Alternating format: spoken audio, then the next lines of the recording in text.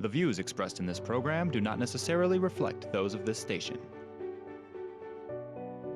Welcome to Insights into Northeast Michigan, a WBKB News public affairs program. Insights deals with the issues affecting those in the community as well as Northeast Michigan and the state. And now, Insights into Northeast Michigan. Welcome to Insights. I'm Sherry Stewart. Today we're talking about the census. Now you may know a little about the census. It is the national count that we do every 10 years, but what you may not know or understand is the importance of everyone responding and participating in the census. And so today, to talk about that and explain all of that relative to the census today, is my guest, Patrick Herity, who is the Executive Director of the Community Foundation of Northeast Michigan. Welcome, Patrick. Thank you, Sherry. And thank you for hosting us today in your lovely office. We really appreciate it. Welcome to the Community Foundation. Well, we're happy to have you here. It is absolutely wonderful. So we've got a lot to talk about with the census. I know that the count has already started. Yes, They in already Alaska. started in Alaska. That you are correct. Absolutely. Yes. And so they're making their way, of course, across the country. So when can we expect to be counted here in Alpena County? When can we expect to be contacted? Yeah, you should expect to receive the first piece of mail on or around the 12th of March. Mm-hmm. So the Census Bureau will send out to everyone via mail a invitation to respond. And for a lot of our service area, at that time, they will also receive a paper mail questionnaire. Mm-hmm.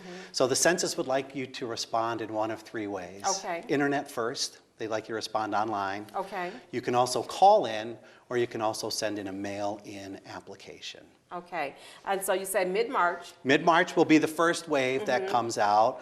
Probably within about a week later, you'll get a second mailing. Okay. And then a week after that, you'll get a reminder postcard. And then you'll get another reminder to self-respond.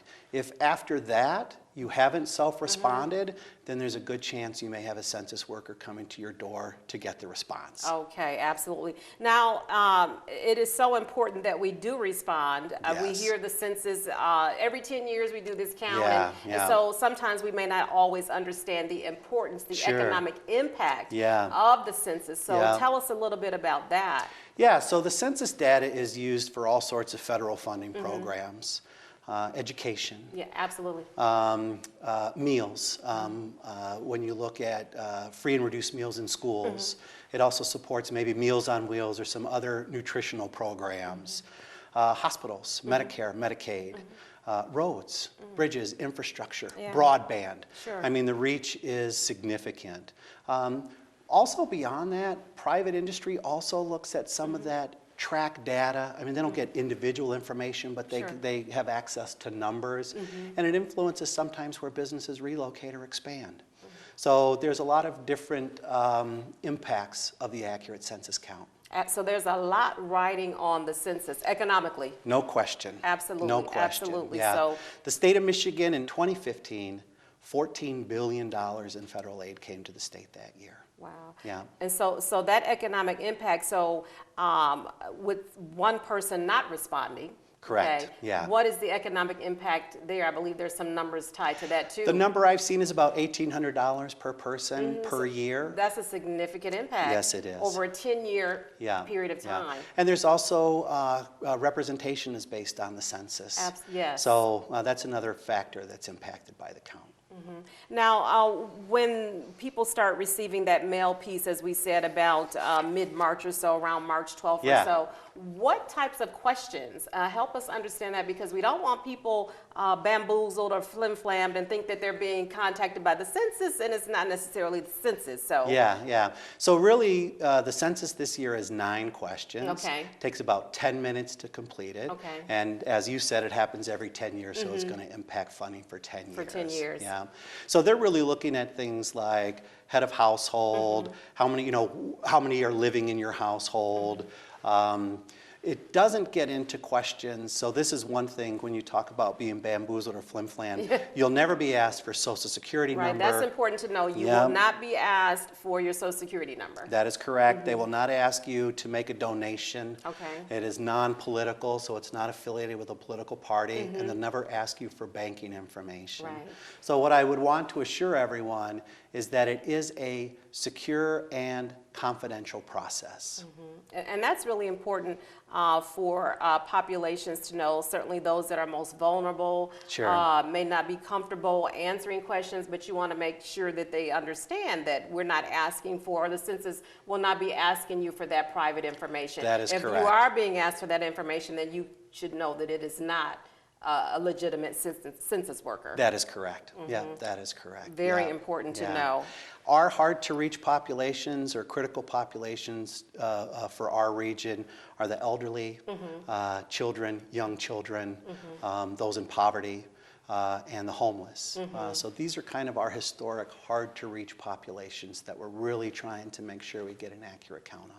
Absolutely. And I know, I believe that there are still employment opportunities Yes. With the census. Tell us about that. Yeah, Is so there- I took a look at those numbers last week. Yeah. And for the 9 counties that we serve, we were right around 50% of those census jobs are Okay. filled. I see. The foundation is not involved in any of that hiring or placing of Mm-hmm. Right. workers, but you can reach out to census.gov. You can also check in with Michigan Works. But they have census jobs, and they're great paying jobs, depending on what county you're in. I think $18 is Yeah, the I current- see that. They are good paying jobs. I see here from the report here that Alpena, 47% of the jobs have been filled. So Correct. that means there's a good portion of. Yeah, 53 still left to fill. Yeah, and they pay $18 an hour. Yeah. That's for Alpena County. Alcona looks like they're paying $14 an Yeah, hour. yeah. So those are, pretty good paying jobs. And they're for- important jobs as well, Absolutely. right? So income and outcome are both important things. yeah. And if you do decide to fill out an application, at the end there's a place you can mark to be a supervisor. And I think if you're selected for that role, it's even $2 more per hour. Oh, that's good. So Yeah. lots of good things to come out of the census, the important numbers that we need Yes. for that economic linkage there, Yep. for the funding for the next 10 years. Correct. Okay, and then there's also important employment opportunities if you want to work for the census. That's right. Absolutely, Correct. okay. Yeah. All right, Patrick, well, I want to thank you again for hosting us. It is so lovely here. Thank you for coming. And we'll be talking to you in the days and weeks ahead, I know, as we look forward to that census information to be coming in the mail in about mid-March. That's correct. And I would encourage everyone to be counted. And once they're counted, I would encourage them to look at friends and family and make sure that they're counted as well. Absolutely. Well, thank you so much. Thank you, Well, Sherry. we will have more of Insights coming up after this. We'll be continuing our conversation about the census. Welcome back to Insights. I'm Sherry Stewart, and we're going to continue our conversation about the census that we know is coming up. The count is coming up here in Alpena in about mid-March. And joining me for this segment is Doris Fays with the League of Women Voters of Northeast Michigan. Welcome, Doris. Thank you. Thank you. It's good to be here. Absolutely. We're so glad to have you here today to continue the conversation about the census. And we know this is a extremely important count that we do every 10 years. That's correct. And so I know that because of some of the rural parts of the county that there may be some concern about people being missed. So tell me a little bit about that. What in your do you know that's going on so that we don't miss counting some people? Well, I do know they're making every effort to make sure everyone is reached. And that's part of what our program next Wednesday, that the League of Women Voters of Northeast Michigan is putting on, along with Association of Lifelong Learners. Right. And the speakers will be Pat Harity and Tim Kuhnlein.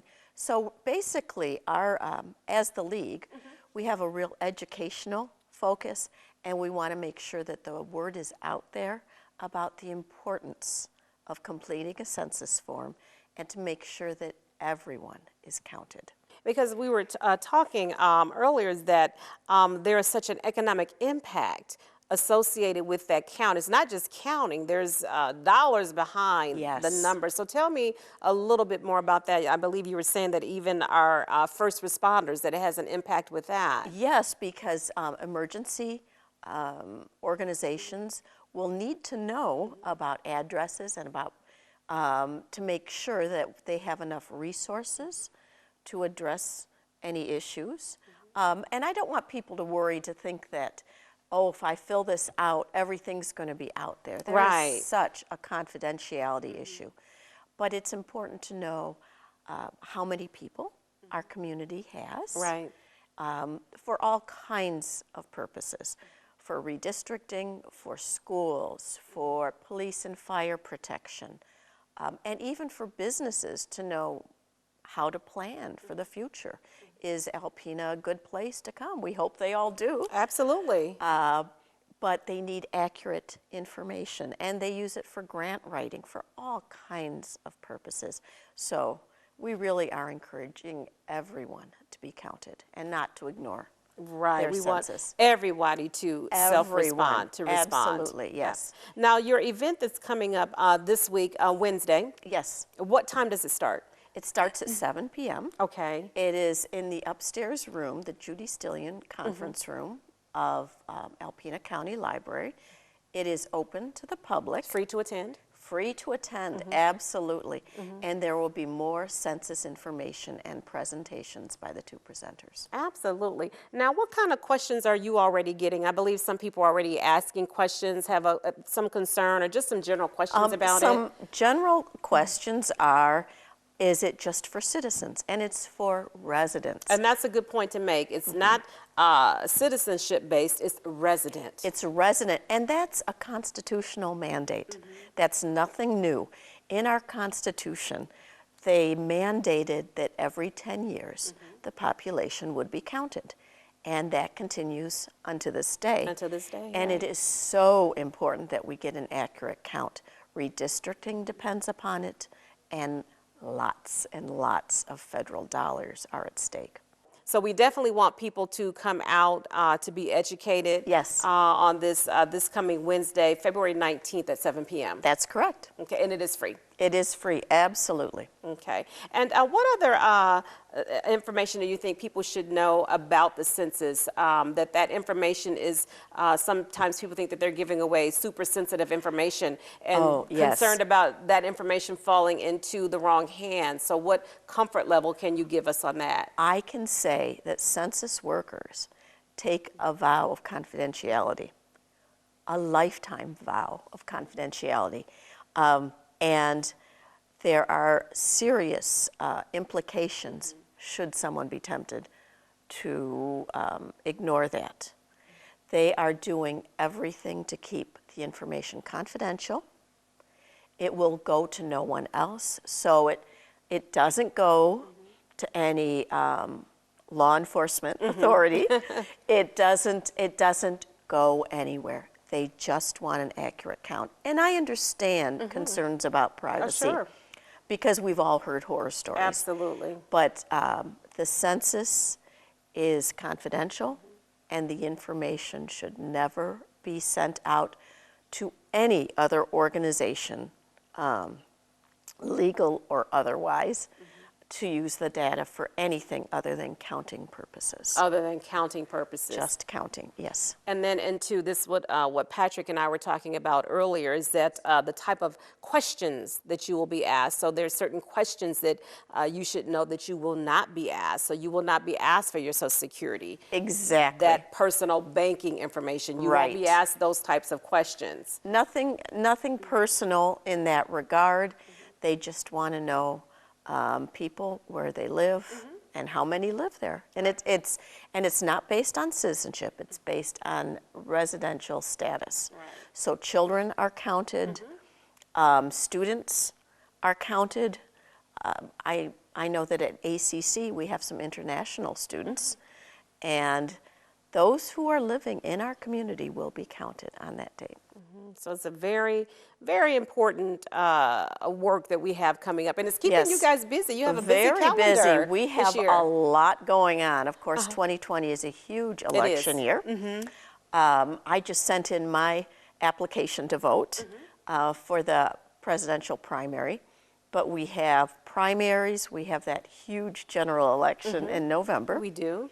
Michigan has some new voting rules now, Right. as well as no reason absentee voting, and registration up to and including election day. Which is huge. It is Those are two huge, major a huge change. Yes. Yeah. Prior to 2018, Michigan had one of the most restrictive registration and absentee ballot laws in the country, and voters overwhelmingly voted in Proposal 3 to make no reason absentee balloting and to really ease up on the deadlines for registering to vote.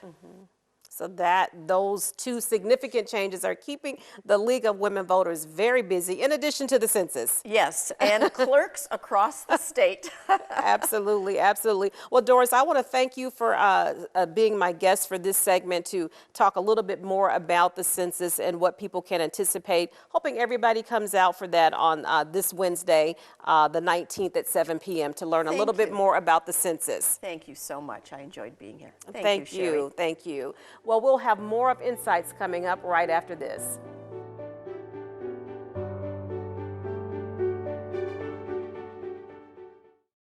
Welcome back to Insights. Joining me now is Bob Thompson with the Thunder Bay Junior High School. I want to welcome you today to Insights. And you recently won the Michigan Lottery's Excellence in Education Award. So congratulations. Thank you very much. Was it in the fall you won that award? Yes, it was. I found out about it in, I think, late November, early December. Yeah, yeah. And so I know that you have adopted the place-based, I guess, form of or approach to education. Correct. And you're utilizing that with the Thunder Bay River Watershed Project. That's a mouthful, but I know it's been going on for about 12 years or so. So tell me a little bit more about that, where you are, where you plan to do in 2020 with the project. Right. So Thunder Bay River Watershed Project started roughly about 12 years ago. It was kind of just an idea of a way to get kids out in the community working and collecting data and making observations, and then using that data to kind of leverage curriculum in the classroom. We wanted a way to get kids interested in writing and then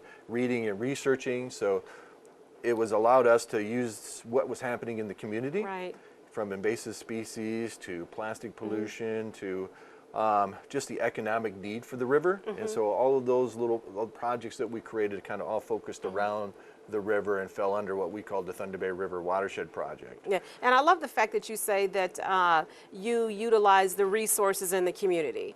And so you're able to do that and to engage other community stakeholders to support the project. Yeah, I think that was really what made the project successful and has allowed us to be and to, you know, to end up receiving awards like this is really because of the community partners that have joined in with the project is really what makes it successful, from the Northeastern Michigan Great Lakes Stewardship Initiative to Thunder Bay National Marine Sanctuary, the Friends of the Sanctuary, you know, the DNR, Great Lakes. There's a whole list of community agencies, and I know I'm going to miss some, but they're all some way or another leveraged within the project that have allowed us to do the things that we can do that typically, and you know, like coming from a fifth grade classroom, you know, you wouldn't normally be doing in a classroom, but you know, opening that door and allowing the community to help support us and drive the curriculum really is what made the difference. Right, and I know you were saying that we got parents interested and excited, and now obviously you have the students that are just over the moon with the projects and the things that they get to go out and do.